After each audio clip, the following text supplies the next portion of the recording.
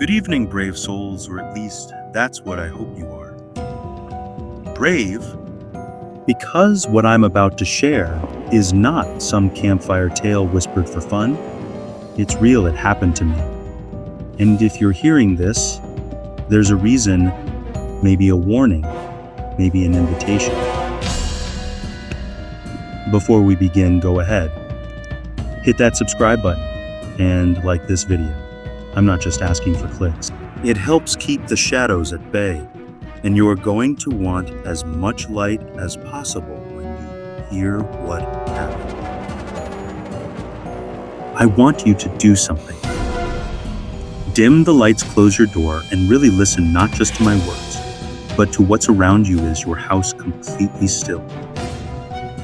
Are you sure? Because, never mind, I was 22 old enough to think I had life figured out, young enough to still believe I was amazing. I had just moved into the downstairs apartment of my parents' house.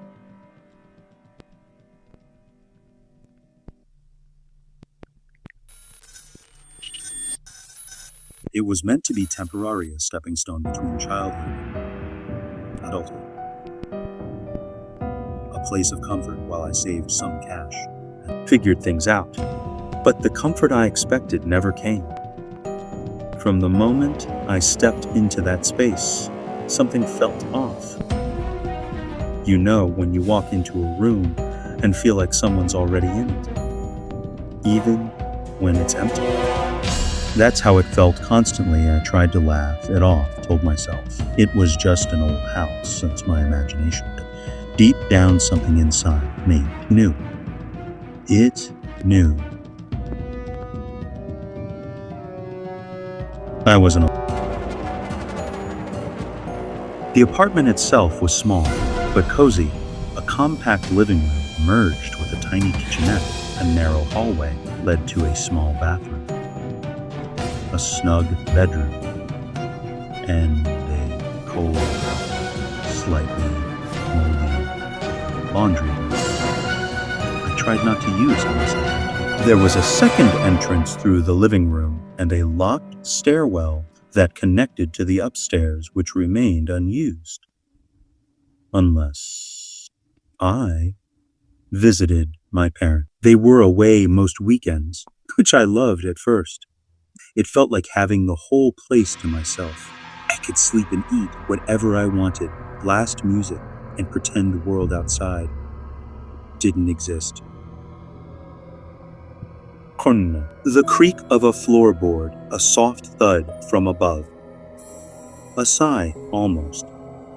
It was easy to ignore. At first, old houses make noise, but there was something about the rhythm of it, like footsteps, like breathing, like someone trying very hard not to be heard. I dismissed it. I had to, because the alternative, the idea that someone might be there, hidden in the walls watching me, was too much to handle. I wasn't ready to let fear dictate my life. I told myself stories to explain the sounds, pipes settling, maybe a raccoon in the attic. Anything but what it really was. But then I started locking my bedroom door at night. I didn't even realize. It became a habit, a twitch of the hand before bed, a turn of the key, even on nights when it didn't make sense, even when I was completely alone. Needed that barrier between me and whatever it was I couldn't admit existed. And that's where the story begins. Not with screaming, not with blood, but with silence. With an apartment meant to be a sanctuary, slowly revealing itself to be something else entirely.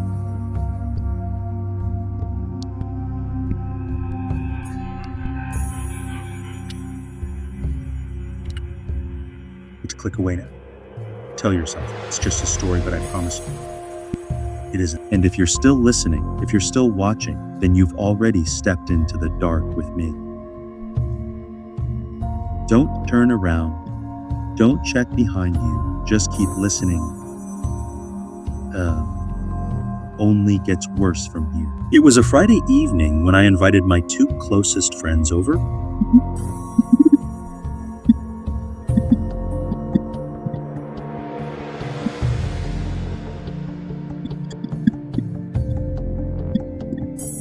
Just some drinks, a few laughs, maybe a game or 2. It was supposed to be normal. And in a way, it started out that way. We cranked the speakers, let music flood the walls, and popped open bottle after bottle. After bottle. As we shouted over each other, trash talked every goal. We were alone. My parents were away on one of their weekend getaways, and the upstairs was completely silent, unused, empty. That's why I left the door between apartments. The upstairs fridge was bigger, and I needed it for all the beer we brought. It felt harmless at the time, logical, even. We drank until we slurred our words, until Anthony started singing off-key, and Jay passed out with a chip halfway to his mouth. Eventually, I dragged myself to bed, leaving the guys on the couch. The apartment had that thick quiet that only comes after a long night. The kind of quiet where every sound echoes, where even your heartbeat seems loud. I remember lying in bed, staring at the ceiling, my head fuzzy, eyelids heavy. Faint at first, a single creak above me, then another. I squinted into the dark, trying to make sense of it. It had to be one of them, Anthony or Jay, maybe stumbling upstairs for more booze or water, or to pee. But the steps didn't move like someone half drunk. They were slow, controlled, intentional. I stayed perfectly still. Ears straining, the footsteps paused and then started again. Not directly above the couch or the kitchen above me, my bedroom. I swallowed hard. Then came the sound. I'll never forget the soft mechanical click of my bedroom doorknob. Turning, followed by the gentle, eerie tug of someone trying to open it. Not violently, just testing it. It didn't open, it was locked. Thank God it was locked. I don't know why, but I always locked that door, even though I was alone and the front door was dead bolted. I never questioned it, but that night, it saved me. Whoever was on the other side of that door stood there for a long time. I could hear them breathing slow, calm. Like they weren't scared, like they'd done this before. My heart was racing so hard. I was sure they could hear it. I wanted to shout for Anthony or Jay, but the words wouldn't come. I just stared at the door in the dark, holding my breath, waiting for something, anything to happen. But after a few more moments, the knob stopped rattling silence. I didn't sleep much after that. I must have dozed off just before sunrise, because when I opened my eyes again,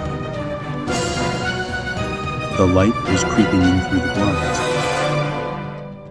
Anthony was gone. Jay was still curled up on the couch, groaning and rubbing his temples. You go upstairs last night? I asked him. He blinked at me, confused. No, man. Why would I? I told him what I heard. The footsteps. The doorknob. The breathing. He laughed. He thought I was just hungover, paranoid. You probably dreamed it, dude, he muttered, cracking open a bottle of water. You sure you locked the door? I didn't push it.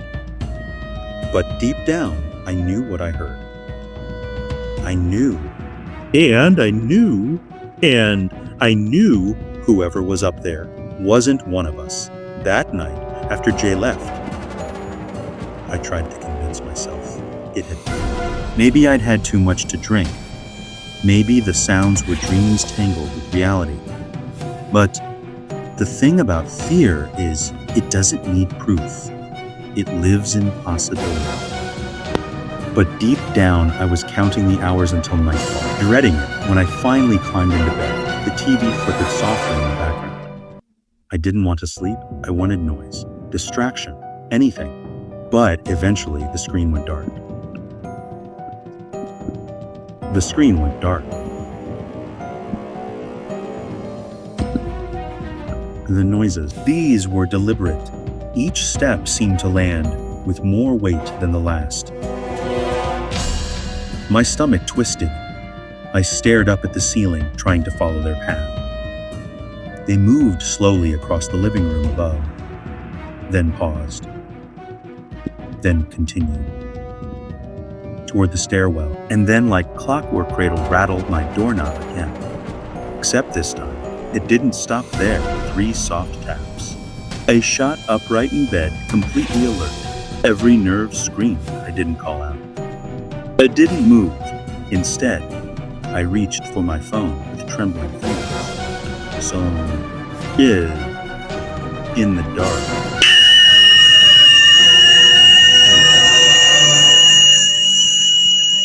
I texted Anthony, Jay, my parents. No replies. The knocking stopped. The silence was worse. I opened the emergency dial and whispered into the phone, voice barely above a breath. I think someone's in my house. I gave my address. Wait, 10 minutes, maybe 15. Then a knock on my window. I leapt back, heart slamming against my ribs. But it was a cop. I rushed over and handed him the spare key through a crack. He entered quietly. They found nothing downstairs, but they weren't done. They headed upstairs. Then I heard it, not a scream, not a shout, but a command. Come out with your hands up. I ran upstairs, adrenaline driving my feet. And then I saw him. A man. Tall, thin, wild hair. Dirt smeared across his skin. His eyes, empty, furious, like I'd stolen something from him. He was curled under my parents' bed like a goddamn spider, knees pressed to chest, staring at us like we were intruding on his home. I froze, my blood ran cold. He said nothing. The police yanked him out. I didn't recognize him, neither did the officers. No one did. Just a stranger, a filthy, silent intruder who had been living among us. He didn't fight, didn't scream, didn't even resist as they handcuffed him and led him outside. He just kept staring at me with those dead, bottomless eyes. I couldn't shake the feeling that he wasn't angry at getting caught. He was angry at being interrupted. The police questioned me for over an hour. How long had I lived there? Had I ever seen him before? Were any doors left unlocked? I told them everything. But when my parents came home and learned what happened, they didn't press charges. Nothing was stolen, no damage. The man was labeled harmless, just a vagrant, a squatter who'd gotten lucky, until he didn't. But none of that comforted me. Because what haunted me wasn't what he did. It was what he might have been planning to do. How long had he been there? How many nights had I slept while he crawled through the vents, or crouched under beds, or watched me from the shadows? That night, I didn't sleep. I sat in my bedroom with the lights on, phone clutched in hand, door double locked. I kept replaying it in my head. The sounds, the breathing, the photographs later found. Something didn't add up. Not even close. A week passed, and I told myself I should feel better. The man was gone. The doors were changed. The locks reinforced. But something inside me didn't settle. Every creak, every gust of wind against the window sent a jolt through my spine. I couldn't shake the sensation that I wasn't alone. I started staying up late, not because I wanted to, but because sleep felt like surrender. I'd sit on the couch with the lights on, TV running quietly in the background, my phone in my hand, ready to call, ready to run. Then, late one night, just as I was starting to drift off, I heard it. Tap, tap, tap, tap, tap. Faint, gentle rhythmic, not from outside, from the walls. 3 slow taps, then silence. I turned off the TV, sat still, held my breath, and then again, tap, tap, tap, tap. This time, it came from behind me. I spun around. The wall separating the living room from the laundry room, it sounded like it was coming from inside that wall. I tried to convince myself it was just the building settling. Old pipes, mice, anything. But deep inside, I already knew what it was. Someone was still in the house. The next night, the tapping returned.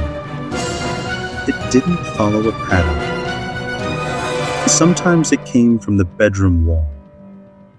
Sometimes from the ceiling above the kitchen. Other times, it echoed through the laundry room, like something was crawling through the ventilation shafts. I even recorded it on my phone, but when I played it back, the audio was silent. No taps, no movement. I didn't know what terrified me more. And I heard it, or that no one else could. My friends stopped answering. My parents said I was paranoid, but I knew better. Something was still here. One night, I snapped. I couldn't take the tapping anymore. I marched into the laundry room, where the sound had been loudest, a hammer in one hand, and a flashlight in the other. The air was stale, too still, the kind of silence that makes your ears ring. I pulled back the washer, laid my hand flat against the dryer, and felt it. A tap from inside, directly beneath my palm. I slammed the hammer into the wall, over and over, until the plaster cracked and splintered, till something fell out.